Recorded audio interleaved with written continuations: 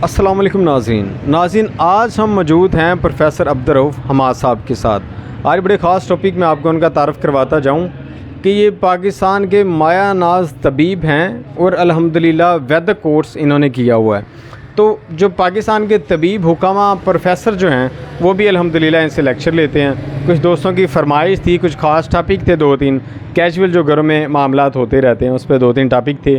तो इंशाल्लाह हमाद साहब, प्रोफेसर हमाद साहब के साथ इंशाल्लाह बैठ के, डॉक्टर भी हैं ये मैं आपको बताता जाऊं कि कुछ दोस्तों की आउट ऑफ कंट्री से काफ़ी दोस्तों की फरमाइश थी कि उनसे 2-3 टॉपिक पे हमारी बात करवाई जाए।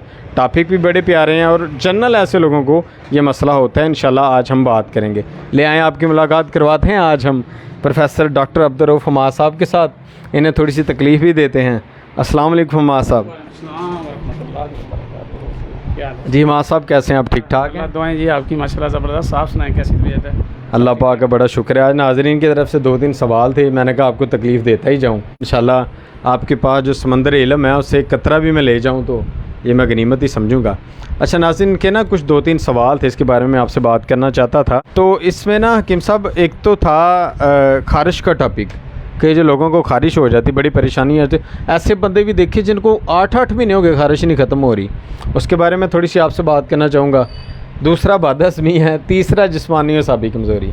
ये 3 टॉपिक आप मुख्तसर अल्फाज में ज़रा नाज़रीन को बता दें ताकि तमाम लोग जो हैं इससे इस्तिफ़ादा भी हासिल कर सकें। और नाज़रीन एक बात मैं आपको बताता चलूँ, प्रोफेसर डॉक्टर अब्दुर्रऊफ़ हमाद साहब जो हैं इनका फ़ोन नंबर मैं आपको कमेंट में पिन कर दूँगा। अगर आप रब्ता करना चाहें इनसे रब्ता आप कर सकते हैं। जी अस्सलाम वालेकुम। वालेकुम अस्सलाम वरहमतुल्लाहि वबरकातुहू। बहुत पहली सूरत हाल तो ये है कि आपने ख़ारिश के बारे में कहा। तो ख़ारिश की असल में ये वजूहत होती है जब इंसान गर्म और खुश चीज़ों का इस्तेमाल कसर से करता है या सर्द और खुश चीज़ों का इस्तेमाल ज़्यादा करता है ना, तो आज का दौर जो ऐसा है ना, हर बंदा मुर्गन ग़िज़ा यूज़ करता है, हर बंदा तिक्का कबाब रोस्ट चीज़ों का इस्तेमाल करता है, बिरयानी और फूड इस किस्म के खाता है। तो जिसकी वजह से हमारी बॉडी के अंदर शदीद गर्मी और खुश्की हो जाती है, शदीद और खुश्की की ज़्यादती हो जाती है, जिस वजह से इंसान को ख़ारिश होती है।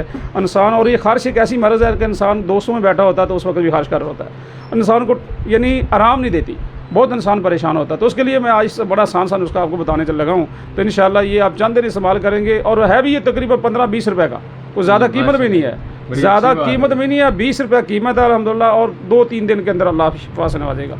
तो आपने क्या करना है, आपने 20 ग्राम आपने लेनी है गंदक आंवला सार और 20 ग्राम आपने लेना है संगे जरा।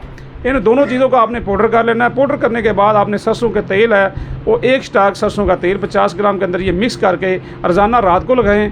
और एक टाइम आप दूध जो भैंस का होता है ना, वो दूध आपने आधा पाव दूध लेना है, एक टाइम होता आपने दूध लगाना है, 1 घंटा आपको दूध पूरे जिस्म पे लगा रहे, उसके बाद आपने नहा लेना है। तो इंशाल्लाह 1 हफ्ता करने के बाद आपकी ख़ारिश मुकम्मल ठीक हो जाएगी इंशाल्लाह।